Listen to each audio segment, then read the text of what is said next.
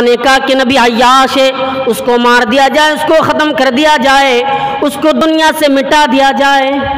لیکن مسلمانوں نے اپنے اوپر کبھی غور و فکر نہیں کیا کہ مسلمانوں کے نوجوان شرابوں کے اڈے میں بیٹھتے ہیں۔ مجھے بتائیے کہ نافرمانی نہیں ہے؟ مسلمانوں کے نوجوان نماز سے دور ہے، کیا نافرمانی نہیں ہے؟ مسلمانوں کے نوجوان قرآن سے دور ہے، کہ نافرمانی نہیں ہے؟ قرآن کی تلاوت نہیں کر رہے تو اگر یہ رسول کی نافرمانی نہیں ہے؟ رسول نے حکم دیا کہ تم قرآن کی تلاوت کرو۔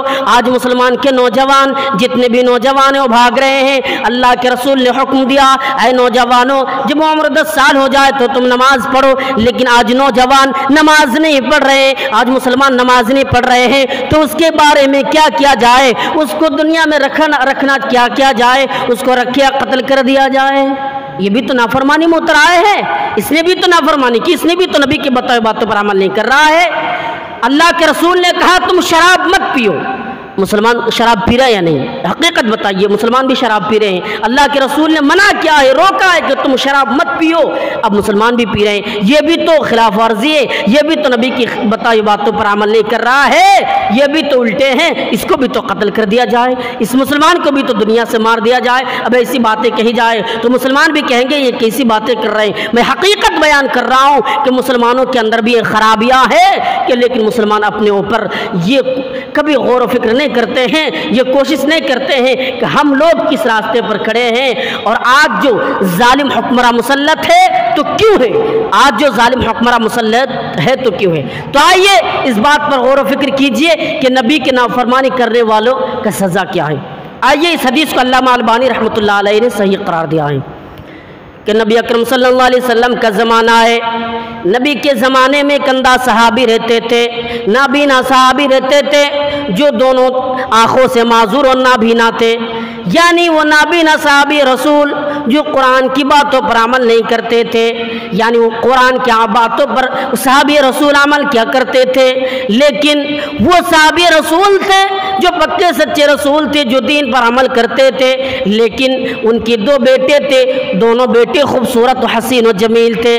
لیکن آئیے ذرا غور کیجئے، یہ حدیث بخاری مسلم کی ہے، اس کے گھر میں ایسے لوگ بھی موجود تھے کہ بچے بھی خوبصورت تھے اور ان کی ایک بیوی تھی، بیوی بھی بہت پیار کیا کرتے تھے، ان کی بیوی بھی ان سے بہت پیار کیا کرتی تھی، لیکن ان کی بیوی کے اندر ایک خرابی تھی۔ غور و فکر کیجئے گا، حدیث کو دیکھیے، ان کی بیوی کے اندر خرابی کیا ہے؟ ان کی بیوی کبھی کبھار نبی کو گالی دیا کرتی تھی۔ آج جو گالی دے رہے ہیں نا، آج جو مسلمان نبی کی نافرمانی کر رہے ہیں، یہ بھی صحابی رسول کی بیوی ہے، یہ بھی صحابی رسول کی بیوی ہے۔ وہ نبی کو گالی دیا کرتی تھی۔ ایک دن کی بات ہے کہ ایک جگہ پر اس کا شوہر بھی بیٹھے ہیں اور تمام لوگ بیٹھے ہوئے ہیں، سوئے ہوئے ہیں، ان کے ساتھ دونوں بچے بھی سوئے ہوئے ہیں، اور ان کی بیوی نبی کو گالی دے رہے ہیں، نبی کے بارے میں برا بھلا کہہ رہا ہے، نبی کو گالی دینے کی کوشش کر رہے ہیں۔ بس نبی کو جب گالی دینا شروع کیا تو اللہ کے رسول صلی اللہ علیہ وسلم کو جب اس نے گالی دیا تو اللہ کے رسول کے بارے میں برا بھلا کہا تو وہ نابینا صحابی رسول برداشت نہ کر سکا، حتیٰ کہ اس حد تک گزر گئے، اس نے اس کو قتل کر دیا، مار دیا، اس کو دنیا سے مٹا دیا، اس کو دنیا سے رجم کر دیا، دنیا سے اس کو ختم کر دیا۔ اور صبح ہونے کے بعد جب فجر کی نماز پڑھی گئی تو چاروں طرف یہ بات پھیل گئی ہے کہ فلاں جگہ پر فلاں شخص کی بیویوں کو کس نے قتل کر دیا ہے، اور وہ صحابی رسول ہے اور وہ اندھا ہے، نابینا ہے، ان کی بیوی کو کس نے قتل کر دیا ہے۔ چاروں طرف یہ بات پھیلی ہوئی ہے، لوگوں نے تعجب کیا کہ اس کی بیوی کو کس نے قتل کیا ہے، لیکن مجمع لگی ہوئی ہے کہ اللہ کے رسول کے پاس بھی لوگ آئے ہوئے ہیں، اللہ کے رسول کے پاس آ کر پوچھ رہے ہیں کہ کیا ہوا، کس نے قتل کیا، معلوم ہوا، معلوم چلا، پتہ چلا؟ اللہ کے رسول نے کہا نہیں، وہ اندھا صحابی رسول ہے۔ علامہ البانی نے اس حدیث کو صحیح قرار دیا ہے کہ اندھا صحابی رسول لڑکھڑاتے ہوئے نبی کے پاس آتے ہیں اور آنے کے بعد کہتے ہیں یا اللہ کے رسول میں نے اپنی بیوی کو قتل کر دیا ہے۔ لوگ حیران ہو گئے، تعجب کیا کہ تم نے قتل کر دیا اپنی بیوی کو، کس لیے؟ کہنے لگا اللہ کے رسول میری بیوی بہت خوبصورت تھی اور میں بہت چاہتا بھی تھا، میں بہت پیار کرتا تھا، لیکن میری بیوی کے اندر خرابی تھی کہ کبھی کبھار میری بیوی نبی کو گالی دیا کرتی تھی، اس لیے میں نے اس کو مار دیا، اس لیے میں نے اس کو ختم کر دیا، اس لیے میں نے اس کو دنیا سے مٹا دیا۔ اب اللہ کے نبی نے جو جملہ کہا ہے، اللہ کے رسول نے جو بات کہی ہے اس پر غور کیجئے۔ اللہ کے رسول نے کہا کہ اس عورت کی خون حدر ہے، وہ برباد ہے، وہ تباہ ہے، جو نبی کو گالی دے اسے دنیا میں رہنے کا کوئی حق نہیں ہے، اسے جینے کا کوئی حق نہیں ہے، جو نبی کے بارے میں برا بھلا کہے۔ تو نبی کے گالی دینے والوں کا سزا کیا ہے؟ سزائے موت ہے، اس کو مار دیا جائے۔ لیکن نبی نے جو ہمیں نماز پڑھنے کے لیے کہا، نبی نے جو ہمیں قرآن تلاوت کرنے کے لیے کہا، نبی نے جو کہا کہ تم دین پر عمل کرو، شراب سے باز آ جاؤ، ان چیزوں سے دور رہو، ہم جو ان چیزوں کا عادی ہے تو ہمارے ساتھ کس طریقے سے سلوک کیا جائے۔ آئیے اور ایک حدیث دیکھیے، اللہ کے رسول صلی اللہ علیہ وسلم کا فرمان ہے، اللہ کے نبی صلی اللہ علیہ وسلم نے فرمایا کہ مسلمان اور یہودی کے درمیان لڑائی ہوئی، باتیں ہوئی، بحث ہوئی، دونوں نے کہنے لگا، جو یہودی تھے وہ کہہ رہا ہے کہ چلو محمد رسول اللہ صلی اللہ علیہ وسلم کے پاس چلتے ہیں۔ جو مسلمان تھے، مسلمان اصل میں منافق تھے، منافق کسے کہتے ہیں معلوم ہے؟ جو مشرکینوں سے بھی مل کر رہتے تھے اور نبی کے پاس جب آیا کرتے تھے تو نبی سے بھی کہتے تھے اللہ کے رسول میں آپ کے ساتھ ہوں، اب ڈریے مت، میں آپ لوگوں کے ساتھ ہوں، جب جو چاہے کہیے میں حاضر ہوں، اس وقت میں حاضر ہوں۔ لیکن چھپکے سے جب کافروں سے ملتے تھے تو کہتے تھے ارے میں ان لوگوں کو دھوکہ دے رہا ہوں، اصل میں تو آپ لوگوں کے ساتھ ہیں۔ منافق، وہ مسلمان منافق تھے۔ مسلمان کہنے لگا یہودی سے کہ چلو تمہارے مالک بادشاہوں کے پاس چلتے ہیں، یعنی کعب بن اشرف کے پاس چلتے ہیں۔ یہودی کو معلوم تھا، اس بات کی علم تھی کہ وہ جو کعب بن اشرف ہے یہ بہت غدار ہے، جس طریقے سے آج پیسے لے کر وچار کو اور بہت ساری چیزوں کو پلٹ دیتے ہیں، پیسہ دے دیا اس نے فیصلے کو ادھر سے ادھر کر دیتے ہیں۔ کعب بن اشرف بھی ایسے ہی کرتے تھے اور یہودی کو معلوم تھا، اس بات کی علم تھی، اس لیے اس نے منع کر دیا کہ نہیں، محمد رسول اللہ صلی اللہ علیہ وسلم کے پاس چلتے ہیں، محمد رسول اللہ صلی اللہ علیہ وسلم کے پاس ہی جاؤں گا۔ یہ یہودی کا کہنا ہے اور مسلمان کہہ رہا ہے کہ نہیں اسی کے پاس چلو۔ کس کے پاس؟ کعب بن اشرف کے پاس۔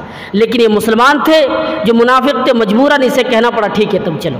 یہ دونوں نکل گئے، کہاں؟ اللہ کے رسول صلی اللہ علیہ وسلم کے پاس آئے اور آنے کے بعد اللہ کے رسول صلی اللہ علیہ وسلم سے کہا ایسے ایسے معاملہ ہے، ایسی بات ہوئی ہے، تو اللہ کے رسول کیا کیا جائے آپ مجھے بتائیے کہ اس معاملے پر کیا کروں، آپ بتائیے ذرا۔ تو اللہ کے رسول نے کہا کہ چلو ساری باتیں سننے کے بعد جو فیصلہ کیا ہے وہ فیصلہ یہودی کی طرف ہوا۔ غور سے سنیے گا، وہ فیصلہ یہودی کی طرف، حق کی بات جو ہوئی یہودی کی طرف، اللہ کے رسول نے کر دیا کہ یہ فیصلہ اس طرف ہے، یہودی کی طرف ہے۔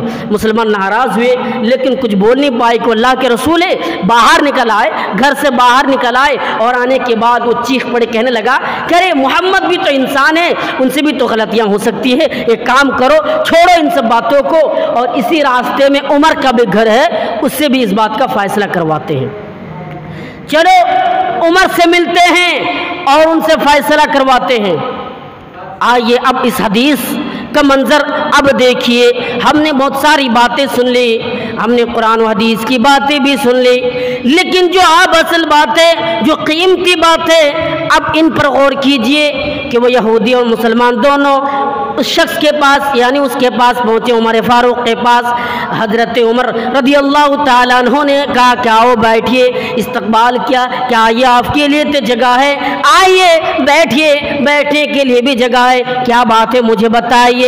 وہ یہودی کہنے لگا ایسی بات ہے کہ اس بات کے لیے میں آپ کے پاس آیا ہوں، اور اس سے پہلے آپ کے رسول محمد رسول اللہ صلی اللہ علیہ وسلم کے پاس بھی گئے تھے، لیکن اس نے فیصلہ کیا ہے کہ آپ میرے حق میں، لیکن وہ انکار ہے، وہ نہ کہہ رہا ہے، یہ ماننے کے لیے تیار نہیں۔ میرے بھائیوں، پھر وہ ماننے کے لیے تیار نہیں، پھر اصل میں بات یہ ہوئی کہ چلو عمر فاروق رضی اللہ تعالیٰ عنہ پر جب بات ہوئی تو عمر فاروق نے کہا کہ تم رسول کے پاس سے آ رہے ہو، تم نبی کے پاس سے آ رہے ہو، کیا بات ہے، نبی کے پاس سے تم ابھی لوٹ کر آ رہے ہو؟ تو چلو میں ایک بات کہتا ہوں، سنو، اگر تم رسول کے پاس سے آ رہے ہو تو میں تمہیں سزا بتاتا ہوں۔ حضرت عمر فاروق رضی اللہ تعالیٰ عنہ گھر کے اندر گئے اور جانے کے بعد باہر آئے اور تلوار سے اس مسلمانوں کے گردان کو ختم کر دیا، دھڑ سے سر کو تن سے جدا کر دیا۔